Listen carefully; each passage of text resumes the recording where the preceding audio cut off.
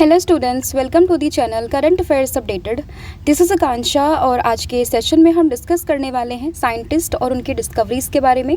तो जो भी इम्पोर्टेंट यहाँ पे डिस्कवरीज़ हैं जो साइंटिस्ट ने करी हैं उन सभी को हम डिस्कस करने वाले हैं आज के सेशन में। काफ़ी इंटरेस्टिंग एंड काफ़ी यूज़फुल ये सेशन रहेगा आपके सभी एग्ज़ाम के पॉइंट ऑफ व्यू से, तो उसको एंड तक ज़रूर देखना है। इसके अलावा 7 मंथ का जो कंटेंट है आप लोगों के लिए करंट अफेयर्स का, जिसमें आपको जनवरी से लेकर जुलाई 2026 का पूरा कंटेंट यहाँ पर मिलने वाला है, जिसके लिए आपको व्हाट्सअप करना होगा 8815306208 पर। साथ ही में जो एप्लीकेशन है देवाशीष क्लासेस, आप इसको भी इंस्टॉल कर सकते हो। जैसे आप इस एप्लीकेशन को इंस्टॉल करोगे तो आपको यहाँ पर जितने भी हमारे कोर्सेज हैं, PDF है, उन सभी का लिंक मिल जाएगा। आप डायरेक्टली एप्लीकेशन के थ्रू भी परचेस कर सकते हो। तो अब शुरू करते हैं डिस्कस करते हैं आज की हमारी पहली डिस्कवरी, जो कि रहेगी सेल के बारे में। तो हम सभी जानते हैं कि सेल जो है वो सबसे छोटा, सबसे स्मॉलेस्ट पार्ट होता है किसी भी लिविंग ऑर्गेनिज्म का। और इसकी डिस्कवरी अगर आपसे पूछे कि सेल यानी कि डेड सेल, इसकी डिस्कवरी किसने करी थी, तो एक ब्रिटिश साइंटिस्ट थे रॉबर्ट हुक के नाम से, जिन्होंने इसकी डिस्कवरी करी थी। एंड 1665 में सेल्फ डिज़ाइंड माइक्रोस्कोप की हेल्प से इन्होंने सेल की डिस्कवरी करी थी। ये आपको ध्यान रखना है। एंड इसमें क्या हुआ था, कैसे इन्होंने इस चीज़ की डिस्कवरी करी थी, तो he observed a box like compartment in a thin slice of bottle cork and coined the term that is cell. तो क्या हुआ था कि एक यहाँ पर बोतल कॉर्क था, उसकी एक स्लाइस इन्होंने ली एंड उसकी स्लाइस पर इन्होंने क्या देखा कि एक ऐसे बॉक्स टाइप के कुछ यहाँ पर कंपार्टमेंट है, ठीक है, और इसी को इन्होंने यहाँ पर नाम दिया था सेल।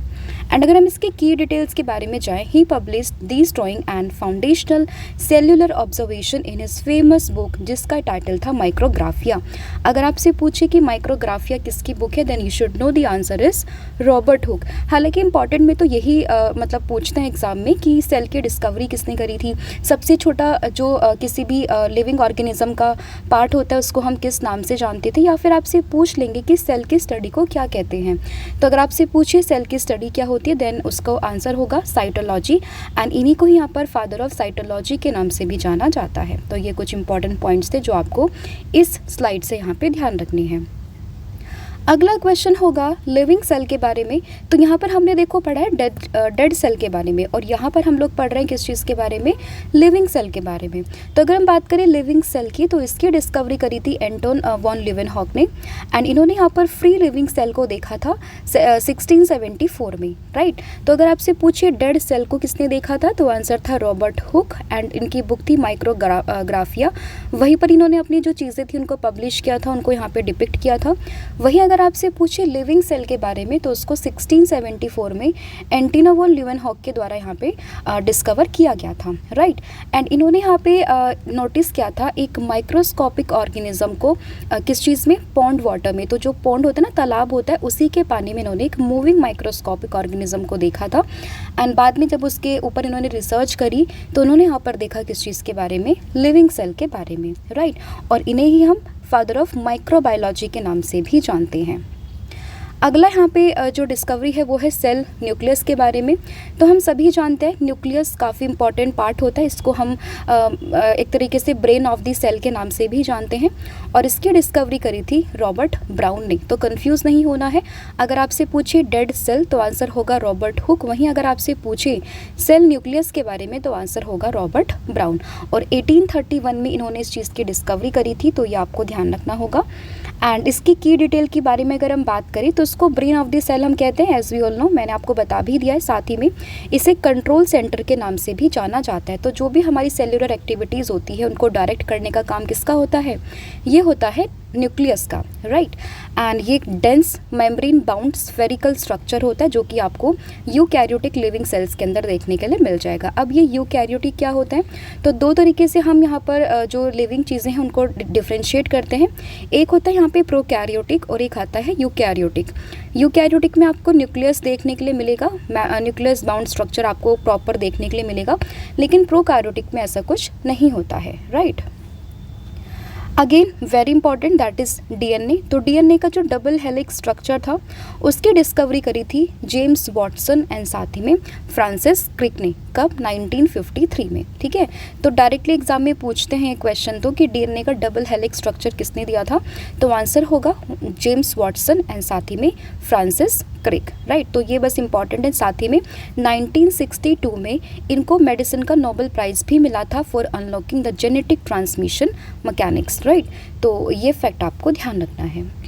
अगला यहाँ पे क्वेश्चन होगा ब्लड ग्रुप के बारे में। जैसे कि हम सभी जानते हैं हमारे पास जो हम नॉन यहाँ पर ब्लड ग्रुप्स रहते हैं दैट इज़ ए बी या फिर ओ। ठीक है, तो ये जो ब्लड ग्रुपिंग का सिस्टम था ना, ये किसने डिस्कवर किया था? तो इसको यहाँ पे डिस्कवर किया था एक ऑस्ट्रियन इम्यूनोलॉजिस्ट थे, नाम था Karl Landsteiner. Again very important. तो कार्ल लैंडस्टीनर ने जो ये एबीओ सिस्टम था ब्लड ग्रुप का, इसकी डिस्कवरी करी थी 1900s में। एंड इन्होंने यहाँ पर बेसिकली 4 क्लासिफिकेशन यहाँ पर देखी थी, दैट इज जिसमें नाम आता है ए बी एंड ओ का, राइट। एंड इसी के लिए इनको कार्ल लैंडस्टीनर को 1930 में नोबेल प्राइज़ मिला था मेडिसिन में, राइट। अब आप मुझे कमेंट करके बताओगे कि 1930 में भारत के एक महान साइंटिस्ट को भी नोबेल प्राइज़ मिला था, उनका नाम क्या था, किस फील्ड में मिला था, ये आपने मुझे कमेंट करके बताना है। फिर यहाँ पे है आरएच फैक्टर के बारे में, जिसको हम रेहेसिस फैक्टर के नाम से भी जानते हैं। अगेन इसकी डिस्कवरी किसने करी थी? कार्ल लैंडस्टीनर ने और अलेक्जेंडर वीनर ने। एंड यहाँ पर इन्होंने आरएच फैक्टर दिया था एंड 1940s में बेसिकली इन्होंने ये यहाँ पर डिस्कवरी करी थी। एंड यहाँ पर जो आरएच है ना, ये एक रेसिस नाम का मंकी था जिस पर इन्होंने एक्सपेरिमेंट किया था एंड बाद में इसका नाम यहाँ पर आरएच फैक्टर के रूप में दिया गया था। एंड यहाँ पर 2 चीज़ें होती हैं, एक होता है ए पॉजिटिव करके और एक होता है एक नेगेटिव, मतलब RH negative and RH positive. तो ये बेसिकली ब्लड के जो 2 टाइप होते हैं ना, A positive A negative, A B positive A B negative, तो इस तरीके से जो वहाँ पर नेगेटिव चीज़ें होती है ना that is RH factor, right. फिर यहाँ पे है ओ नेगेटिव ब्लड ग्रुप, जिसको कि हम यूनिवर्सल डोनर के नाम से जानते हैं। हम सभी जानते हैं कि ओ जो है वो यूनिवर्सल डोनर होता है, बट उसमें भी जो ओ नेगेटिव है ना वो यूनिवर्सल डोनर होता है। और इसकी डिस्कवरी अगेन इसको आइडेंटिफाई किया था कार्ल लैंडस्टीनर ने एंड इसको later specified through the Rh protein mapping. तो जैसे कि हमने देखा ना कि ए बी ओ जो ब्लड ग्रुपिंग थे उनको डिस्कवर तो किया था कार्ल लैंडस्टीनर ने, लेकिन अगर हम बात करें कि जो आरएच वाला फैक्टर था वो बाद में जो रेहेसस मंकी के ऊपर एक्सपेरिमेंट करके देखा गया था तो वो बाद में यहाँ पर दिया गया था। तो वैसे ही ओ नेगेटिव की बात करें जिसको यूनिवर्सल डोनर के नाम से हम लोग जानते हैं, तो उसे कहेंगे हम कार्ल लैंडस्टीनर ने इसको यहाँ पर दिया था।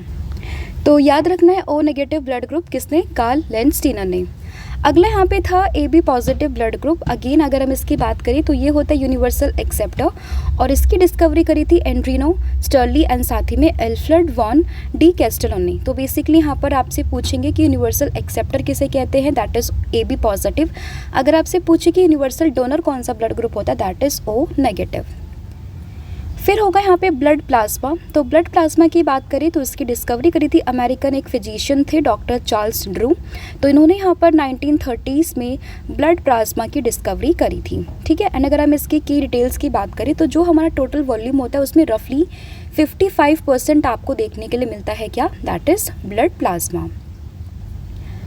फिर यहाँ पे क्वेश्चन है रेड ब्लड सेल, जिसको हम आरबीसी के नाम से भी जानते हैं। अगर हम इसके साइंटिफिक नाम की बात करते हैं तो इसको एरिथ्रोसाइट के नाम से हम लोग जानते हैं। और अगर हम बात करें इसकी डिस्कवरी की तो जैन स्वेवनडैम ने फर्स्टली इसको ऑब्जर्व किया था 1658 में, लेकिन उसके बाद में इसके डिटेल एक्सप्लेनेशन दी थी किसने, एंटोनी वॉन लीवेनहॉक ने, राइट। तो और ये वही हैं जिन्होंने पहले क्या किया था, जो लिविंग सेल है ना उसकी डिस्कवरी करी थी। उनको फादर ऑफ माइक्रोबायोलॉजी के नाम से भी हम लोग जानते हैं। और इसका कई बार लाइफ स्पैन भी आप लोगों से पूछ लेते हैं। तो अगर हम बात करें कि रेड ब्लड सेल का जो लाइफ स्पैन होता है वो अराउंड 120 डेज़ का होता है, जो एवरेज इसका लाइफ स्पैन होता है। तो और ये कहाँ पर मैन्युफैक्चर होते हैं, तो ये मैन्युफैक्चर होता है बोन मैरो में। तो ये कई बार क्वेश्चन एग्जाम में पूछा गया कि आरबीसी का फॉर्मेशन कहाँ पर होता है, तो ये होता है बोन मैरो में। फिर यहाँ पर आता है वाइट ब्लड सेल, जिसको हम ल्यूकोसाइट के नाम से भी जानते हैं। अगर हम इसकी डिस्कवरी की बात करते हैं तो इसकी डिस्कवरी करी थी गैब्रियल एंड्रल एंड साथ ही में विलियम एडिसन ने। एंड इंडिपेंडेंटली इन्होंने इसको डिस्कवर किया था एंड बाद में इसको डिस्क्राइब किया था 1843 में, राइट। एंड ये अगर हम बात करें वाइट ब्लड सेल की, तो एज द नेम सजेस्ट ये कलरलेस होता है। न्यूक्लिएटेड इम्यून सेल ये यहाँ पर है, ये हमारे इम्यूनिटी सिस्टम को बिल्डअप करने में काफ़ी यूज़फुल होता है। एंड अगर हम इसके लाइफ स्पेन की बात करते हैं तो ये अराउंड 2 से 6 डेज़ के बीच में रफली इसका जो है लाइफ स्पेन यहाँ पर होता है। हालांकि अलग अलग डेज़ में मतलब अलग अलग बुक में इसका वेरिएशन रहता है, बट अगर हम समझें तो ये फ्यू डेज से कभी कभी वीक्स तक भी चला जाता है।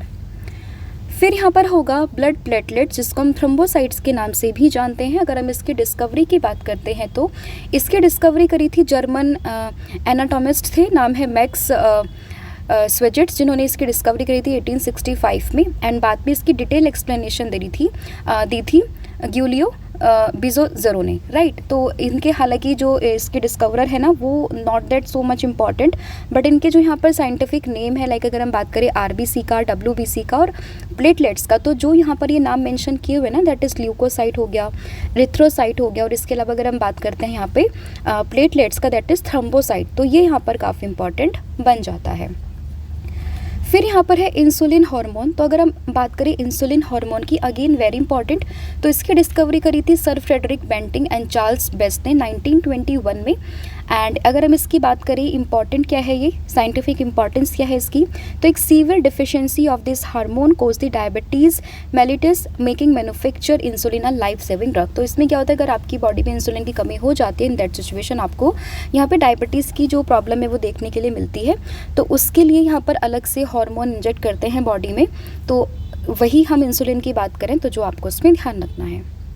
फिर यहाँ पे होगा एड्रेलिन, जो यहाँ पर एक हार्मोन है। तो इसकी डिस्कवरी करी थी जापानीज़ केमिस्ट हैं जो कि ताकामाइन ने सक्सेसफुली इन्होंने इसको आइसोलेट किया था और प्यूरिफाई किया था 1901 में। एंड अगर हम बात करें कि एड्रेलिन की, इसका साइंटिफिक इम्पॉर्टेंस क्या है, तो ये बेसिकली हमारा जो it rapidly increase our heart rate, dilate airways and surges glucose into the muscle for the quick energy. तो बेसिकली जब भी आपको कभी डर या फिर बहुत एक्साइटेड होते हैं तो आपका एड्रेलिन काफ़ी ज़्यादा एक्टिव होता है, जिसको हम फाइट और फ्लाइट हार्मोन के नाम से भी जानते हैं, ठीक है। तो ये चीज़ आपको उसमें ध्यान रखनी है। फिर यहाँ पे अगला जो यहाँ पर एक डिस्कवरी है दैट इज़ मेलाटोनिन। तो मेलाटोनिन की बात करें तो इसकी जो डिस्कवरी करी थी वो करी थी एरोन बी लर्नर ने, एंड इसको नेम दिया था मेलाटोनिन, एंड ये एक हार्मोन है 1958 में। और अगर हम इसकी बात करें, ये जो हार्मोन है वो कहाँ से सिक्रीट होता है, तो ये सिक्रीट होता है from the pineal gland. And अगर हम इसकी बात करते हैं कि इसका साइंटिफिक इंपॉर्टेंस क्या है, तो its secretion surges heavily during darkness to induce sleep and it is suppressed by artificial blue light. तो इसमें आपको मेलाटोनिन के बारे में ध्यान रखना है। फिर अगला जो यहाँ पे डिस्कवरी है दैट इज़ थायरोक्सिन। तो थायरोक्सिन की बात करते हैं तो इसकी डिस्कवरी करी थी एडवर्ड कैल्विन ने 1914 में। फर्स्ट टाइम इसको यहाँ पर दिसंबर 1914 में इसकी डिस्कवरी होती है। एंड अगर हम इसकी बात करें कि ये होता क्या है थायरोक्सिन, तो it is a main iodine containing hormone जो कि सिक्रेटेड होता है directly into the body by the thyroid gland. तो जो यहाँ पर बेसिकली हमारी थायराइड ग्लैंड है ना, तो उससे सिक्रेट होता है। एंड अगर हम इसकी बात करते हैं तो इसकी डेफिशिएंसी से हमें एक गॉइटर नाम की डिजीज़ होती है जो कि हो जाती है।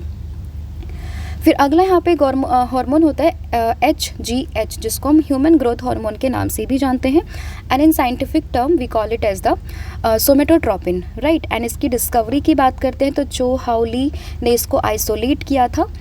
और इसके साइंटिफिक इंपॉर्टेंस की बात करें तो under production leads to dwarfism, and अगर इसका हाइपर सिक्रेशन हो जाता है बॉडी में तो उस कंडीशन में क्या होता है, जॉइंटिज्म की यहाँ पे सिचुएशन आ जाती है। तो बेसिकली अगर HGH हार्मोन अगर आपका कम रहता है दैट मीन्स आप यहाँ पर ड्वार्फ की कैटेगरी में, बोने की कैटेगरी में मतलब जो चाइल्ड है वो हो जाता है। बट अगर अब इसका बहुत ज़्यादा सिक्रेशन हो जाता है दैट मीन्स ग्रोथ बहुत ज़्यादा हो जाती है, तो वो इंसान बेसिकली बहुत ज़्यादा बड़ा, बहुत जॉइंट यहाँ पर देखने के लिए मिलता है, राइट। फिर यहाँ पे अगली जो डिस्कवरी है दैट इज़ ऑक्सीटोसिन। तो ऑक्सीटोसिन की बात करें तो इसकी डिस्कवरी करी थी ब्रिटिश फार्माकोलॉजिस्ट ने, सर हेनरी डेले ने। एंड ये एक पेप्टाइड हार्मोन है which is produced by the hypothalamus, and ये कहाँ पर स्टोर होता है, तो ये स्टोर होता है पिट्यूटरी ग्लैंड में। एंड इसकी साइंटिफिक इंपॉर्टेंस की बात करें तो it's trigger uterine contraction during labour and drive the milk ejection during the breastfeeding. तो बेसिकली जो इसका मेन इंपॉर्टेंट काम होता है वो होता है कि ब्रेस्ट फीडिंग के समय पे या फिर जैसे मिल्क नहीं आता है जो भी मैमल्स में, तो उसके लिए यहाँ पर ऑक्सीटोसिन के इंजेक्शन जो है वो दिए जाते हैं। फिर यहाँ पे अगला जो डिस्कवरी है दैट इज़ टेस्टोस्टेरोन। तो टेस्टोस्टेरोन की बात करें तो इसकी डिस्कवरी करी थी अर्नेस्ट लैकर ने, एंड इसको यहाँ पे आइसोलेट किया था टेस्टोस्टेरोन को फ्रॉम दी बुल टेस्टिस 1935 में। एंड अगर हम इसकी साइंटिफिक इम्पॉर्टेंस की बात करें तो टेस्टोस्टेरोन के लिए 1939 में एडोल्फ ब्यूटेनेंट को यहाँ पर बेसिकली नोबेल प्राइज़ मिला था for synthesising this complex steroid hormone. And testosterone की बात करें तो ये प्राइमरी एक मेल सेक्स हार्मोन होता है, तो ये चीज़ भी आपको ध्यान रखनी है। फिर यहाँ पे अगला जो डिस्कवरी है दैट इज़ एस्ट्रोजन को लेकर है। एस्ट्रोजन की बात करें जैसे वो वहाँ पर मेल सेक्स हार्मोन था, वहीं अगर हम फीमेल सेक्स हार्मोन की बात करें that is estrogen. And this discovery led the foundation for the modern reproductive medicine and the endocrinology, तो ये आपको ध्यान रखना है। फिर यहाँ पर होगा small pox vaccine, again very important है, और इसकी डिस्कवरी करी थी एडवर्ड जेनर ने 1796 में। एंड अगर हम इसकी बात करें यहाँ पर एडवर्ड जेनर को फादर ऑफ इम्यूनोलॉजी के नाम से भी जानते हैं, क्योंकि इन्होंने यहाँ पर स्मॉल पॉक्स वैक्सीन की जो है डिस्कवरी करी थी। फिर आता है पेस्चराइजेशन एंड रेबीज़ वैक्सीन के बारे में, अगेन वेरी इंपॉर्टेंट। तो पेस्चराइजेशन की बात करें तो इसकी डिस्कवरी करी थी फ्रेंच के साइंटिस्ट थे लुइस पास्चर ने। एंड अगर हम बात करें यहाँ पर इन्होंने डेवलप किया था these twin medical breakthrough between 1860 to 1885। तो बेसिकली 1860 से 1885 के बीच में इन्होंने 2 इंपॉर्टेंट डिस्कवरी करी थी, जिसमें कि फर्स्ट वन इज पेस्चराइजेशन, जो आप देखते हो ना पेस्चराइज मिल्क होता है, तो उसी की डिस्कवरी करी थी लुइस पास्चर ने। वहीं बात करें रेबीज़ के वैक्सीन की डिस्कवरी भी किसने करी थी, लुइस पास्चर ने ही करी थी, और इन्होंने यहाँ पे फॉर्मुलेट किया था जर्म थ्योरी ऑफ डिजीज़ को, राइट। तो ये आपको उसमें ध्यान रखना है। फिर होगा यहाँ पे ब्लड सर्कुलेशन सिस्टम। तो ब्लड सर्कुलेशन सिस्टम की बात करें तो इसकी डिस्कवरी करी थी इंग्लिश फिजिशियन है विलियम हार्वे, एंड इन्होंने यहाँ पर ब्लड सर्कुलेशन को बेसिकली डिस्कवर किया था 1628 में। एंड अगर हम इसकी बात करें this discovery establish the foundational principle of the modern physiology and cardiology, तो ये आपको उसमें ध्यान रखना है। अगले यहाँ पे इंपॉर्टेंट डिस्कवरी होगी लॉ ऑफ इनहेरिटेंस यानी कि जेनेटिक्स के बारे में। तो जेनेटिक्स की बात करें तो यहाँ पर इसकी डिस्कवरी करी थी ग्रेगर जॉन मेंडल ने, एंड 1866 में इन्होंने यहाँ पर फंडामेंटल लॉ ऑफ हेरिडिटी जो है वो दिए थे थ्रू एक्सपेरिमेंट, और इनका जो एक्सपेरिमेंट था वो हुआ था पी पर, राइट। एंड यहाँ पर जो जॉर्ज मेंडल है इनको ही फादर ऑफ जेनेटिक्स के नाम से भी जाना जाता है। फिर यहाँ पे थ्योरी ऑफ इवोल्यूशन। तो थ्योरी ऑफ इवोल्यूशन की बात करें तो ये यहाँ पर डिस्कवर की थी चार्ल्स डार्विन ने 1859 में, अपनी बुक में इन्होंने इस चीज़ को पब्लिश किया था। एंड इन्होंने यहाँ पे नेचुरल सिलेक्शन का एक कॉन्सेप्ट था उसको भी इंट्रोड्यूस किया था। एंड साथ ही में अगर हम बात करें तो बेसिकली साइंटिफिक इम्पॉर्टेंस की बात करें तो it reshape the biology by explaining how biological diversity adapt to the changing planetary habitats. फिर यहाँ पे अगेन इंपॉर्टेंट जो डिस्कवरी आती है वो आती है वाइटामिन्स की, जिसको विटामिन बी हम कहते हैं। तो इसकी डिस्कवरी करी थी कैशिमर फंक ने, सी फंक बेसिकली कई बार मेंशन होता है, और ये जो टर्म था बेसिकली विटामिन इन्होंने इस चीज़ को यहाँ पे कॉइन किया था। एंड 1912 में इसकी जो इंपॉर्टेंस था उसको यहाँ पे आउटलाइन किया गया था। डिफरेंट टाइप के विटामिन्स होते हैं, जिसमें कि कुछ होते हैं वाटर सॉल्युबल, कुछ होते हैं फैट सॉल्युबल, तो वो चीज़ आपको उसमें ध्यान रखनी है। फिर आता है मलेरिया पैरासाइट के बारे में। तो मलेरिया पैरासाइट ट्रांसमिशन इसकी डिस्कवरी करी थी सर रोनाल्ड रोस ने, एंड इन्होंने यहाँ पे डिस्कवर किया था कि कैसे मलेरिया स्प्रेड होता है, तो उस चीज़ के बारे में इन्होंने यहाँ पे एक स्टडी करी, एंड बाद में इन्होंने यहाँ पे मलेरिया पैरासाइट ट्रांसमिशन का कॉन्सेप्ट जो है वो दिया था। एंड अगर हम बात करें मलेरिया की तो ये ट्रांसमिट होता है through the female Anopheles mosquito. ये भी कई बार एग्जाम में पूछा गया है कि जो मलेरिया है उसका वो किस तरीके से स्प्रेड होता है, क्या उसका बेसिकली कैरियर होता है, तो आपको पता होना चाहिए कि ये होता है फीमेल एनाफिलीज मॉस्किटो से। एंड 1902 में मेडिसिन में नोबेल प्राइज़ भी मिला था सर रोनाल्ड रोस को फॉर देयर डिस्कवरी।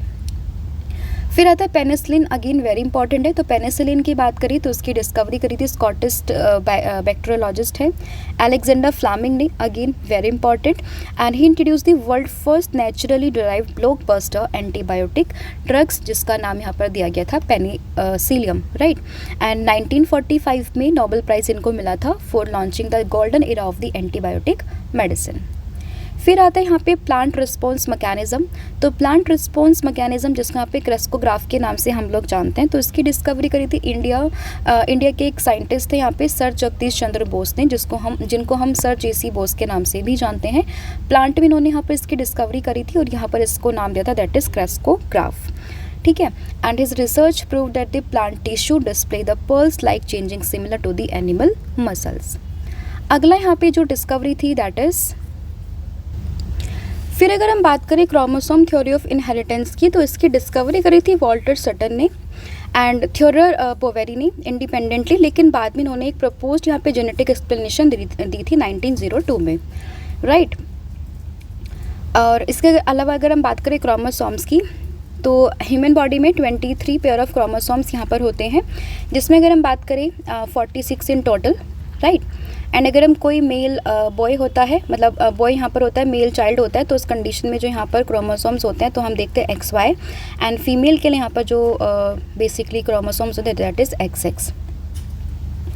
फिर यहाँ पर होगा साइट्रिक एसिड साइकिल, जिसको क्रेब्स साइकिल के नाम से भी जानते हैं, और इसकी डिस्कवरी करी थी एक जर्मन बोर्न ब्रिटिश बायोकेमिस्ट थे that is Hans Adolf Krebs ने, एंड इन्हीं के नाम पर ही इस साइकिल का नाम भी यहाँ पे क्रेब्स साइकिल जो है वो पड़ा था। एंड 1937 में इन्होंने इस चीज़ की डिस्कवरी करी थी, और इसी के लिए 1953 में इनको नोबेल प्राइज़ भी जो है वो दिया गया था। फिर होगा यहाँ पे स्ट्रेप्टोमाइसिन एंटीबायोटिक के बारे में, तो इसकी डिस्कवरी जो है वो करी थी एल्बर्ट स्वेट्स ने, एंड ये बेसिकली उन्होंने यहाँ पे स्ट्रेप्टोमाइटोसिन जो स्ट्रेप्टोमाइसिन है ना, इसकी डिस्कवरी करी थी 1943 में under the guidance of supervisor Selman Waksman.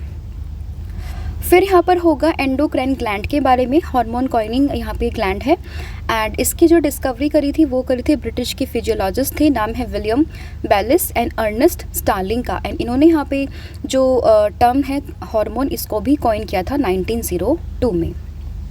फिर यहाँ पे प्लांट सेल थ्योरी, तो प्लांट सेल थ्योरी की बात करें तो इसकी डिस्कवरी करी थी जर्मन के बॉटनिस्ट थे जैकोब स्लाइडन ने, एंड इन्होंने यहाँ पे स्टेट किया था that all plant tissue are composed of the cell in 1838, right.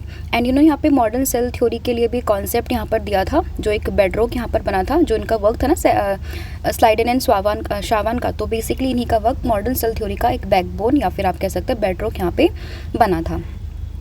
फिर आता है यहाँ पे एनिमल सेल थ्योरी, तो एनिमल सेल थ्योरी की बात करें अगेन इसकी डिस्कवरी भी किसने करी थी, शावान ने करी थी, तो यहाँ पे नाम आता है स्लाइडन का, यहाँ पे नाम आता है किसका, शैवान का, राइट।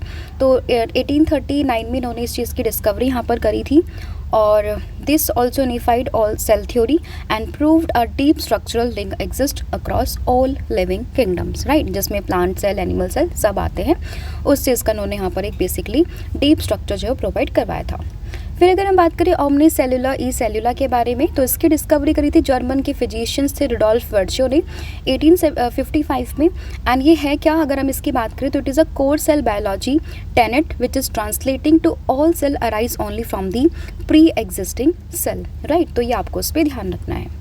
फिर यहाँ पे होगा question that is law of universal gravitation, तो यूनिवर्सल ग्रेविटेशन का जो लॉ था इसकी डिस्कवरी करी थी सर आइजैक न्यूटन ने 1687 में, इन्होंने ये कॉन्सेप्ट यहाँ पर पब्लिश किया था, प्रिंसिपिया नाम का इनका एक ट्राइटिस था उसके अंदर, एंड इसका जो इंपॉर्टेंस है वो ये है कि it's mathematically link the motion of a falling terrestrial object to the orbit of the celestial planet.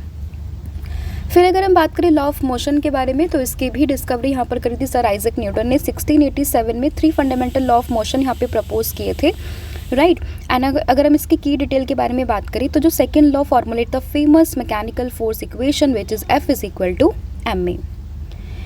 फिर है यहाँ पे इलेक्ट्रोमैग्नेटिक इंडक्शन के बारे में, तो जिसकी डिस्कवरी करी थी माइकल फैराडे ने 1831 में, एंड ये है क्या, तो the production of electromotive forces across an electric conductor operating inside a changing magnetic field, this is it electromagnetic induction, और इसी चीज़ की डिस्कवरी करी थी सर माइकल फैराडे ने। फिर आता है इलेक्ट्रोमैग्नेटिक वेव्स थ्योरी, तो इसकी डिस्कवरी करी थी जेम्स क्लार्क मैक्सवेल ने, अगेन वेरी इंपॉर्टेंट 1865 में। इसकी सिर्फ जो इंपॉर्टेंट जो डिस्कवरी है ना वो मैं नाम यहाँ पे बता रही, जो आपको ध्यान रखना है। फिर again one of the very important discovery that is X-rays, जिसकी डिस्कवरी करी थी सर विलियम रोहिंटन ने 1895 में, कई बार एग्जाम में ये पूछा गया है, and the very first X-ray image ever capture displayed the internal skeleton bones of his wife's hand, तो इनकी वाइफ के हैंड का यहाँ पर एक्सरे का जो इमेज था वो कैप्चर किया गया था, जो आपको ध्यान रखना है 1901 में इसी चीज़ के लिए यहाँ पर इनको फिजिक्स में नोबेल प्राइज़ भी दिया गया था।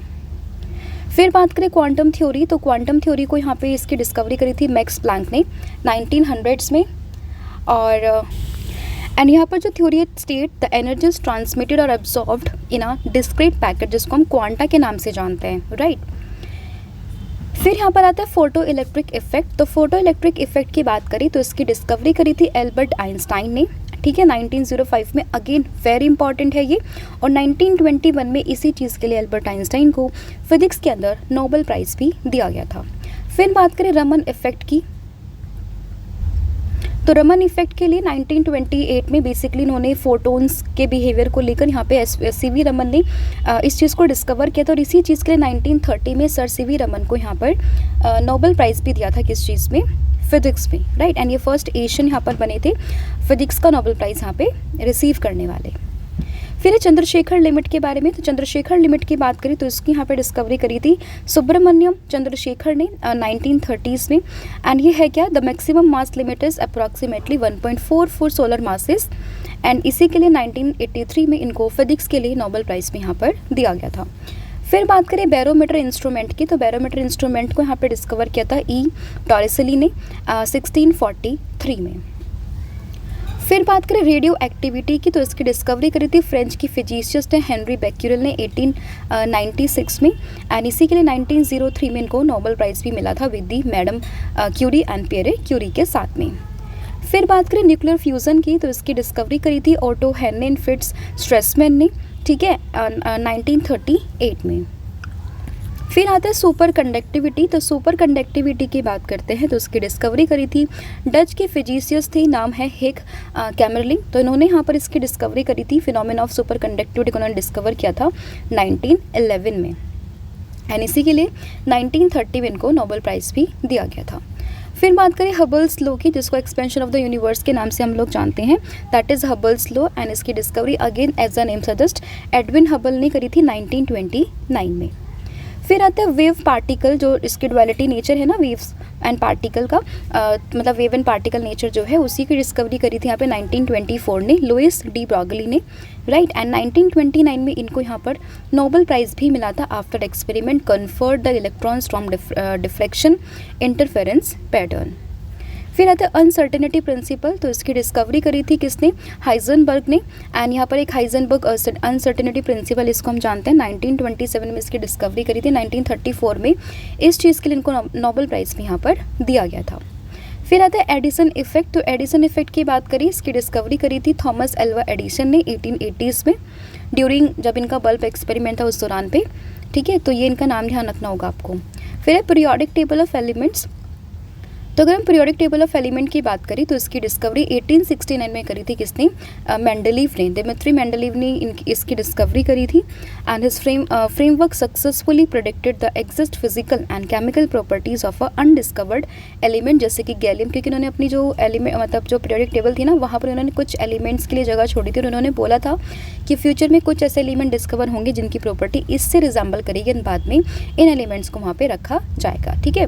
तो जो अगर हम बात करें पीरियोडिक टेबल ऑफ एलिमेंट की, तो इसकी डिस्कवरी करी थी किसने, मेंडलीव ने। तो ये आपको ध्यान रखना है। तो ये थे सारे आपके इंपॉर्टेंट जो यहाँ पे डिस्कवरीज थे। अब आपको कमेंट में बताना है, होमवर्क का क्वेश्चन है कि जो सेल है डेड सेल, इसकी डिस्कवरी किसने करी थी, साथ ही में पीरियोडिक टेबल ऑफ एलिमेंट की डिस्कवरी किसने करी थी, तो ये आपको कमेंट करके बताना है। इसके अलावा जो 6 मंथ का कंटेंट है करंट अफेयर्स का, जिसमें आपको जनवरी से जून 2026 का पूरा कंटेंट मिलने वाला है। इसमें टॉपिक वाइज सभी टॉपिक्स आपको मिलेंगे, जिसके लिए आपको व्हाट्सअप करना होगा 8815306208 पर। साथ ही में कॉम्बो ऑफर भी, आप इसको भी अवेल कर सकते हो, जिसमें आपको current affair starting GK plus 1000 MCQ series यहाँ पर मिलेगी, जिसके लिए आपको व्हाट्सअप करना होगा सेम नंबर पर। So thank you so much, have a good day, wish all the very best. जय हिंद, जय भारत, जय जगन्नाथ, थैंक यू।